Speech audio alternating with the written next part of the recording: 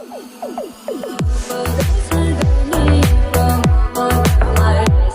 Guys, welcome back to our channel. இன்னைக்கு என்ன video பார்க்க போறோம்னா தம்பி பர்ஃபார்மன்ஸ் சேனல்லேருந்து ரேண்டம் தக்லீஃப் தான் பார்க்க போகிறோம். வாங்க வீடியோக்குள்ளே போகலாம்.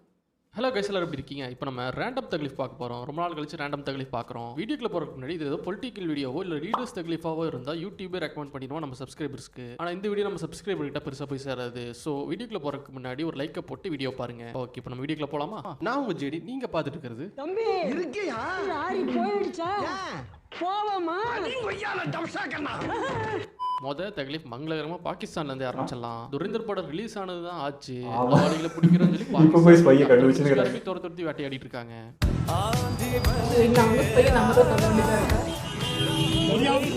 எத்தனை வருஷம் கழிச்சு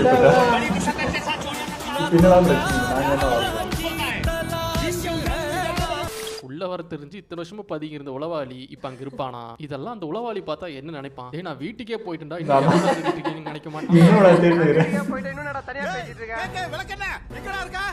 இந்த சம்பவமே என்னடா பாகிஸ்தான் இப்பெல்லாம் பண்றீங்கன்னு உங்களுக்கு தோணுச்சுன்னா, இப்ப நம்ம பார்க்க போற சம்பவத்தை பார்த்தா பாகிஸ்தான் நினைச்சு நீங்க ரொம்பவே பெருமைப்படுவீங்க. இவர் பேரு குவாஜா ஹாசிஃப். இவர் தான் பாகிஸ்தானோட டிஃபென்ஸ் மினிஸ்டர். இவர் யாருக்காச்சும் உங்களுக்கு இன்னும் ஞாபகம் வரலனா, இவர் தான் இந்தியாவை நாங்க வார்ல தோக்கடிச்சிட்டோம், அதுக்கு ஆதாரம் சோஷியல் மீடியால இருக்கிறார் பாத்துக்கன்னு சொல்லி இன்டர்நேஷனல் மீடியால சொன்னவர். Where's the evidence for that, sir?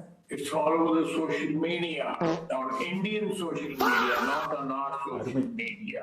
இவர் கொஞ்சம் கவர்மெண்ட் அவுட்லெட் ஓபன் பண்ணி வச்சாரு, ரிப்பனை கட் பண்ணி. நல்ல பயங்கர கொண்டாட்டத்தோட போய் ஓபன் பண்ணி வச்சாரு, ரிப்பனை கட் பண்ணி. இதுல ஏதாச்சும் உங்களுக்கு தப்பா தெரியுதா? தெரியாது. ஆனா இது பாகிஸ்தான், இதுல நீங்க தப்பா தான் ஏதாவது யோசிக்கணும். அப்படியே நடந்ததுன்னா பாகிஸ்தானோட டிஃபென்ஸ் மினிஸ்டர் குவாஜா ஹாசிஃப் அந்த பீஸா ஹட் ஓபன் பண்ணி வச்சுட்டு போன கொஞ்ச நேரத்திலேயே பீஸா ஹட்ல இருந்து ஒரு அபிஷியல் ட்வீட் வருது, டிஃபென்ஸ் மினிஸ்டர் ஓபன் பண்ணி வச்ச அந்த அவுட்லெட் எங்களோடதே கிடையாதுன்னு.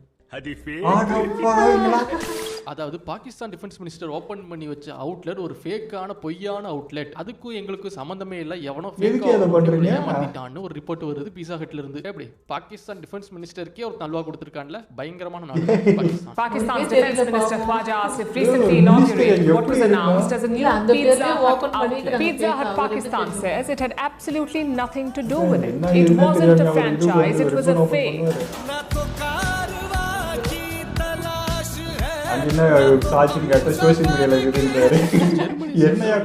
மாமாங்கிற ஒரு 60 வயசான ஒரு சிம்பான்சி உடல்நலக்குறைவுனாலே வயசான காரணத்தினாலே படுக்கையிலே இருந்திருக்கு.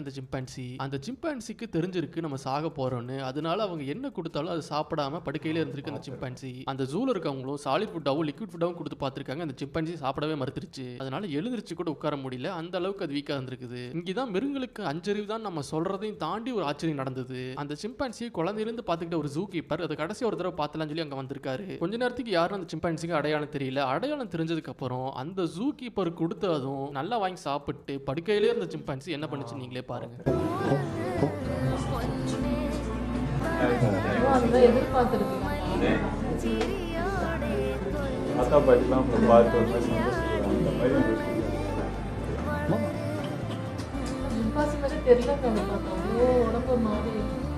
தாத்தாவும் பாட்டியும் பாருங்க.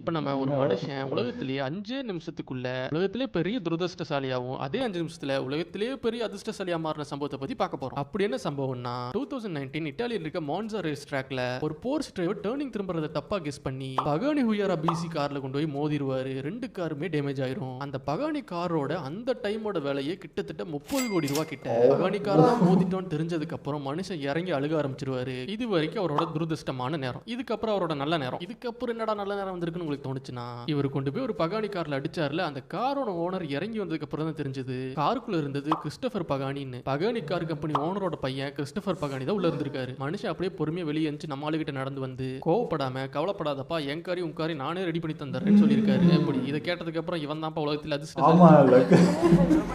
இதெல்லாம் நடக்குமா?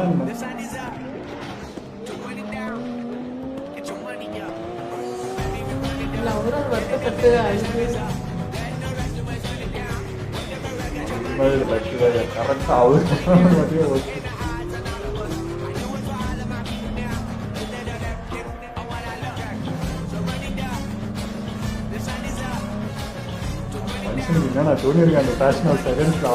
ஃபைட் கிளப் படம் பார்த்துருப்பீங்க, பார்க்காதவங்க பார்த்துருங்க. One of the best cult மூவின்னு சொல்லலாம், ஒரு பவுண்டரி லைன் கூட சொல்லலாம். ஒரு கல்ட் ஃபில்ம்னா இப்படி தான் இருக்கணும்னு.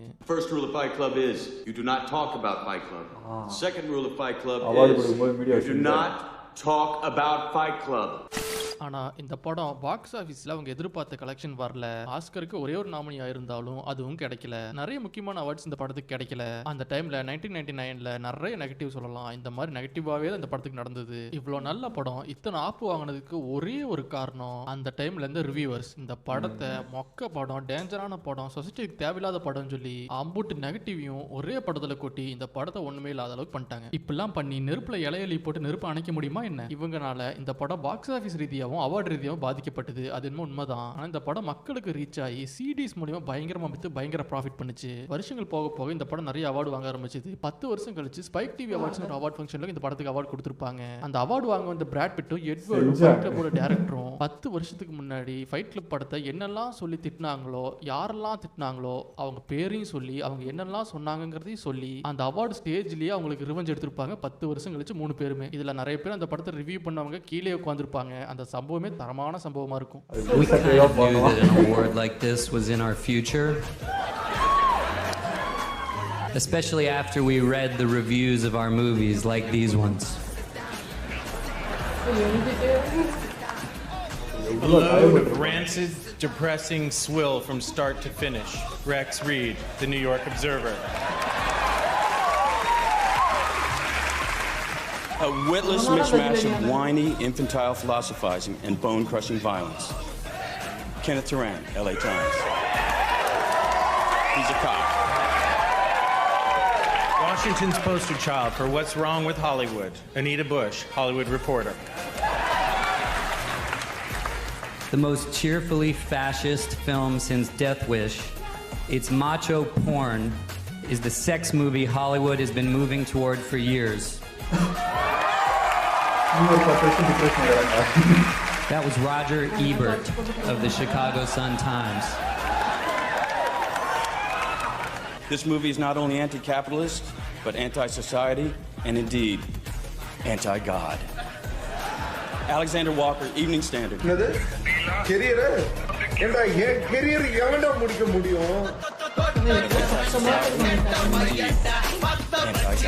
Evening Standard.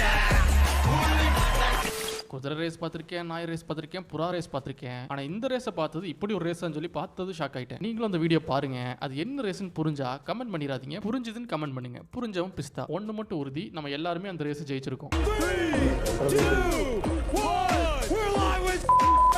Texas off to an early lead, but Gord is now knocking on the door. Holden is actually showing that 6'8" could be the difference. Beasley hits the Discord mod.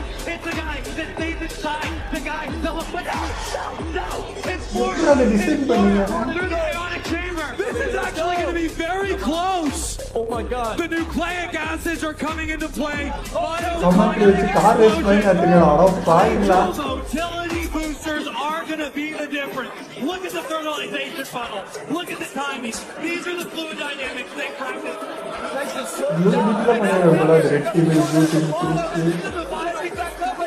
For the future. Go. It's insemination. It's insemination.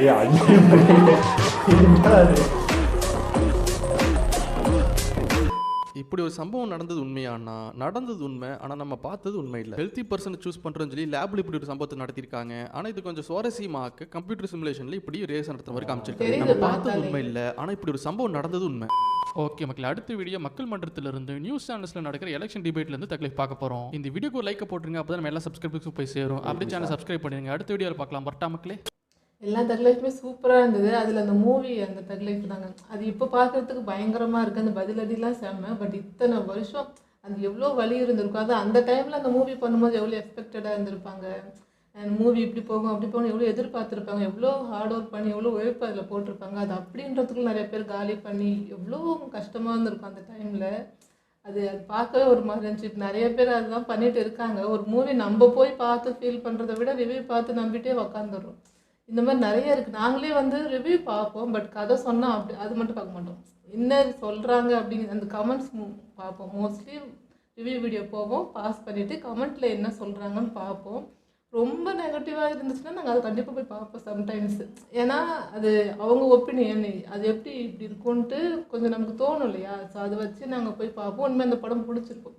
இன்னைக்கு எனக்கு பிடிக்கிறது எனக்கு பிடிக்கிறது உங்களுக்கு பிடிக்காது, உங்களுக்கு பிடிச்சது எனக்கு பிடிக்காதுன்ற மாதிரி. ஸோ டேஸ்ட் வேறு. ஆனால் நம்மளா போய் பார்த்தா மட்டும்தான் அது கரெக்டாக இருக்கும். எனக்கு இது சொல்கிறப்பலாம் எனக்கு அன்பேசிவம் அதுதான் போயிட்டு வருது. அவரும் இதே மாதிரி தான். எடுத்த டைமுக்கு யாரும் மதிக்கல, இப்போ உட்காந்து பேசினுக்கிறீங்க. அவர் சொல்கிறப்போ அதில் அவ்வளோ வலி இருந்தது. இப்போ அந்த மாதிரி படம் பண்ணணும் அப்படின்னா நான் வீட்டில் சும்மா உட்காந்துருக்கணும். எத்தனை வருஷம் நான் அந்த படம் பண்ணிவிட்டு எவ்வளோ வருத்தப்பட்டிருப்பேன்றதை அவர் சொல்ல அப்படி ஃபீல் ஆகுது.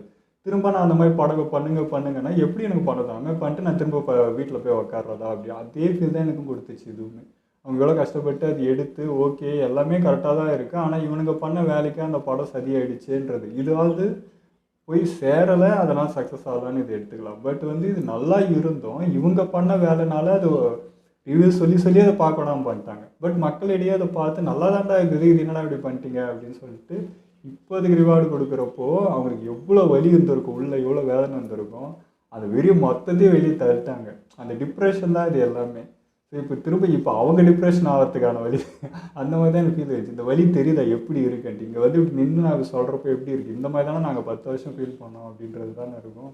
அது பார்க்க பயங்கரமாக இருக்குது. ஸோ எல்லா இடத்துலையுமே இந்த ரிவ்யூ தாங்க வச்சு செய்கிறாங்க. முன்ன இந்த மாதிரி ஒன்று இல்லவே இருக்காது. நம்மளாம் ரொம்ப என்ன சொல்கிறது, நம்மளாம் பார்ப்போம்னு சொல்லுவோம், அப்படியே அது இது போவோம். இப்போ எல்லாத்துக்குமே அந்த ரிவ்யூ வேணும் வந்துடுறாங்க. ஓகே ஒரு சிலர் கரெக்டாக சொல்கிறாங்க, என்ன இதுவாக இப்படி சொல்கிறாங்க. பட் நிறைய பேர் எல்லாருமே பார்த்திங்கன்னா வந்தால் ஏதாவது சொல்லணும், என்ன கான்ட்ரவர்சி ஆகணும், அப்போ தான் நம்ம சேனல் ஓடுன்றது மட்டும்தான் அவங்க யோசிக்கிறாங்க. தவிர அந்த படத்தை பற்றி அது எடுத்தவங்க எவ்வளோ பேட் போட்டு அதை பற்றி எந்த சிந்தனையும் இல்லை.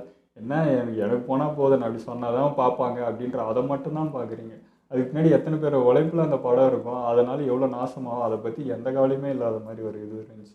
நம்ம பண்ணி நம்ம இன்னொருத்தர் அது ஈஸியாக எடுத்துகிட்டு போனால் எப்படி வலிக்கும், அது தெரிஞ்சு அது பண்ணால் நல்லாயிருக்கும். பட் நம்மளுமே சொல்கிறேன், அது சொல்கிறத அப்படியே நம்பாமல் ஒரு டைம் நம்ம போய் பார்த்துருவேன், பார்த்துட்டு நம்மளுக்கு என்ன ஃபீல் ஆகுதுன்றது நம்ம உணர்றதாங்க. 1000 பேருக்கு அந்த படம் பிடிக்காமல் இருக்கலாம், பட் எனக்கு பிடிச்சிருக்கே அப்படின்றது ஒன்று வரும்ல. ஸோ அதனால் அவங்க சொல்கிற நம்பாமல் நம்மளாக போய் பார்த்துருவோன்றது தான் நல்லா. அதான் இந்த மாதிரி படத்தை உடைக்கிறதும் ஒன்று இருக்குன்னா, நல்லாவே இல்லாத சுத்தமாக உட்காந்து கூட பார்க்க முடியாத சில மூவிஸ் இருக்கும். அது ஆஹா ஓஹோன்னு வேணும்னே ஃபேக்காக அதை அப்படி சொல்லி நிறைய பேர் ஏமாந்து கஷ்டப்பட்டு வந்ததும் இருக்குது. ரெண்டுமே தப்பு தான். உங்கள் இந்த வீடியோ பிடிச்சிருந்தா லைக் ஷேர் பண்ணிடுங்க, மறக்காமல் சப்ஸ்கிரைப் பண்ணுங்க.